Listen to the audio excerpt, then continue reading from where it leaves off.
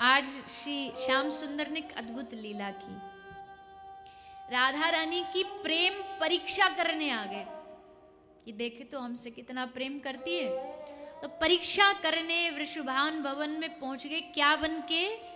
एक गोपी बन के, एक स्त्री बन के पहुंच गए। स्त्री बन के आए। जो राधा रानी की सब सखियां थी उनको भीतर बुला लाई राधा रानी के पास। संध्या की बेला थी। श्री राधा रानी अपना वन विहार करके वापस लौटी थी। इस अद्भुत महिला का चेहरा देख के श्री राधा रानी अत्यंत आनंदित हो गई। पता नहीं क्यों ये अत्यंत सुंदर महिला कुछ कुछ प्रियतम की याद दिलाती है, कुछ कुछ वैसा स्वरूप है। तो श्री राधा रानी ने पूछा, सुंदरी, हे सखी, कौन हो तुम, कहां से आई हो? तो सखी ने कहा, मेरा नाम है गोपा देवी। ठाकुर जी ने अपना नाम बताया कि मेरा नाम गोपा देवी है और गोकुल से आई हूं।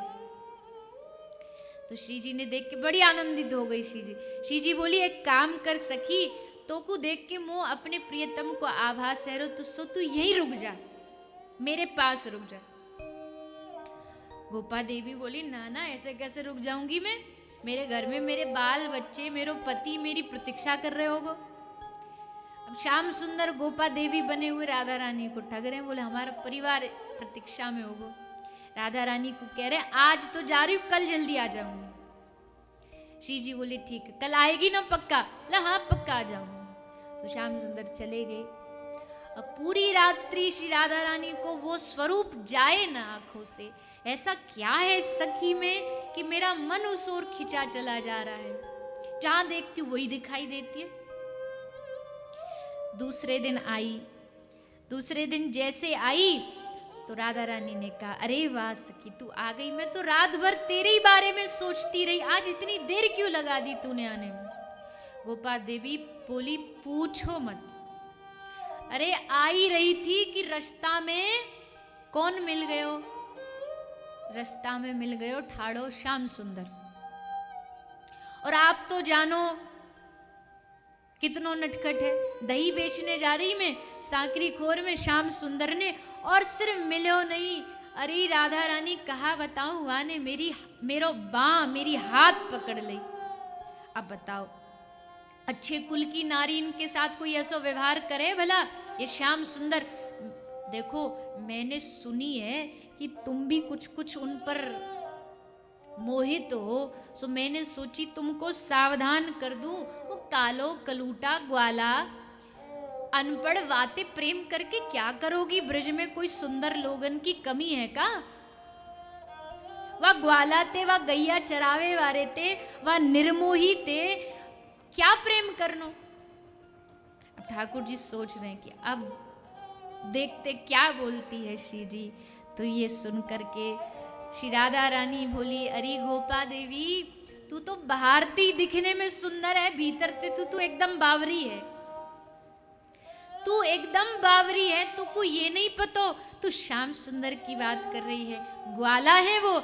हाँ वो ग्वाला है, इसीलिए तो सबसे पवित्र है। क्यों? बोले, गैयाओं की रज उड़ उड़ करके उनके माथे पर आती है। तू कहती है श्याम सुंदर निर्धन है, अरे उनको पाने के लिए तो लक्ष्मी नहीं महालक्ष्मी कतार में खड़ी रहती है कि कब उनकी एक झलक का दर्शन हो जाए। तू कहती है श्याम सुंदर निर्बल है, बल नहीं है उनके अंदर। बकासुर, अघासुर, देनकासुर, प्रलंबासुर किसने मारा? हमारे श्याम सुंदर ने मारा। और तू कहती है श्याम सुंदर निर्दयी है, अरे उनसे बड़ा दयालु कौन होगा? भक्तों के पीछे पीछे भागते हैं, भक्तों के पीछे पीछे उनकी सेवा करते हैं, तू उनको निर्दयी कहती है? एकदम रोष में आ गई राधा रानी। गोपा देवी बोली, ठीक है आप जो कह रही ठीक, पर एक बात बताओ, एक स्त्री का हाथ पकड़ना कोई ठीक बात है? हमारा हाथ पकड़ लिया। राधा रानी ने कहा, रे पगली, ये तेरा सौभाग्य है कि श्याम सुंदर ने तुझे चुना है, तेरी बाह थामी है, तू इस सौभाग्य को नहीं समझ पा रही है। गोपा देवी ने कहा, अच्छा तो आप समझा दो सौभाग्य। आपका सौभाग्य बड़ा अच्छा है, आप कहती हो श्याम सुंदर आपसे प्रेम करते, चलो दिखाओ आज कैसा प्रेम करते।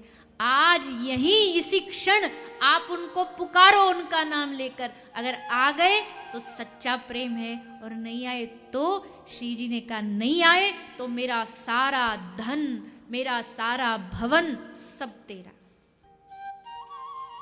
पुकारो।